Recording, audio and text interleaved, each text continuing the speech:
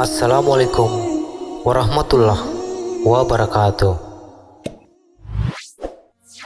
Salah satu kisah anak Adam dan Hawa yang sering kali kita dengar adalah kisah Qabil dan Habil. Dua bersaudara itu bertengkar, dan kemudian salah satu dari mereka yaitu Qabil saat itu membunuh Habil saudara kandungnya sendiri. Kisah ini Allah sampaikan langsung di dalam Al-Quran surah Al-Maidah ayat 27 sampai 31. Yang artinya, dan ceritakanlah Muhammad yang sebenarnya kepada mereka tentang kisah kedua putra Adam. Ketika keduanya mempersembahkan kurban, maka kurban salah seorang dari mereka berdua, Habil, diterima dan yang lain Qabil tidak diterima.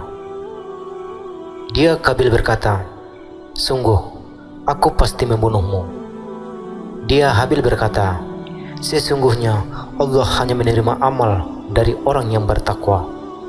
Sungguh, jika engkau, Qabil, menggerakkan tanganmu kepadaku untuk membunuhku, aku tidak akan menggerakkan tanganku kepadamu untuk membunuhmu.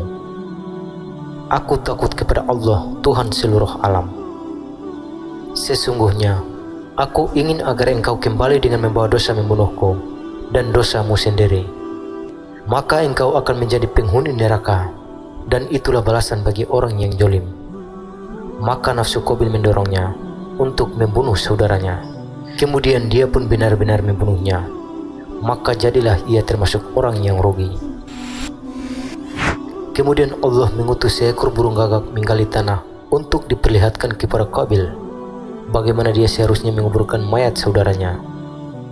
Qabil berkata, "Oh, celaka aku. Mengapa aku tidak mampu berbuat seperti burung gagak ini, sehingga aku dapat menguburkan mayat saudaraku ini?" Maka jadilah dia termasuk orang yang menyesal. Namun selain Qabil dan Habil, ternyata menurut beberapa riwayat, Adam dan Hawa tercatat melahirkan banyak keturunan. Bahkan ada yang menyebutkan bahwa Hawa sempat merasakan kelahiran sebanyak 120 kali. Berikut beberapa penjelasan mengenai jumlah anak Adam dan Hawa yang dikutip dari kitab Kisah Para Nabi karya Imam Ibnu Katsir.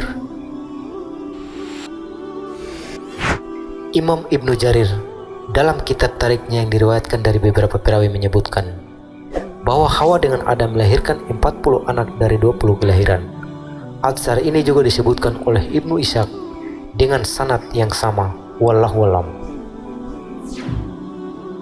Beberapa ulama ada yang menyebutkan bahwa selama hidupnya Hawa merasakan kelahiran sebanyak 120 kali.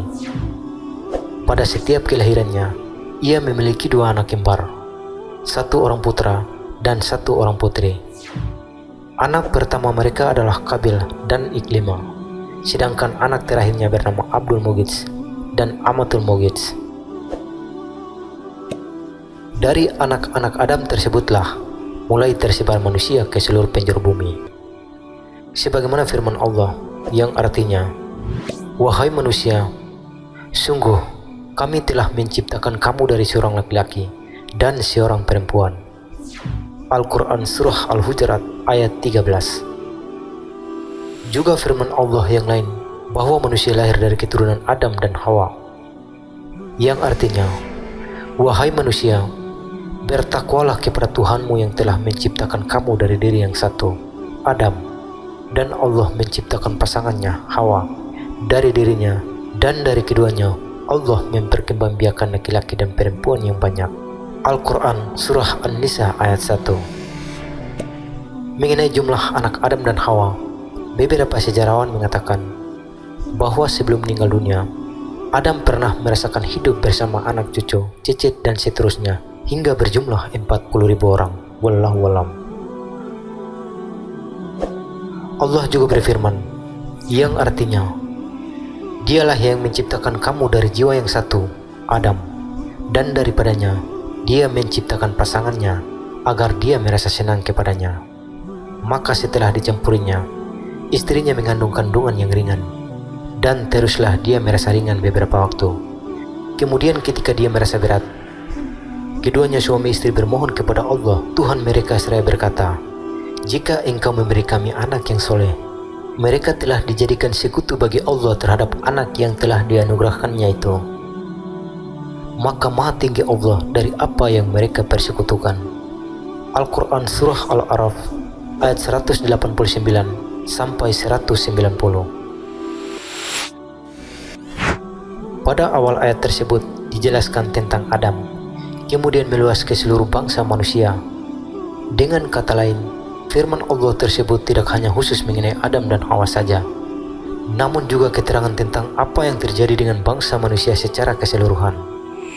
Seperti disebutkan pada firman Allah, yang artinya, "Dan sungguh, kami telah menciptakan manusia dari saripati berasal dari tanah, kemudian kami menjadikannya air mani yang disimpan dalam tempat yang kokoh, rahim." Al-Quran Surah Al-Mu'minun ayat 12-13. Semoga bermanfaat. Wassalamualaikum warahmatullahi wabarakatuh.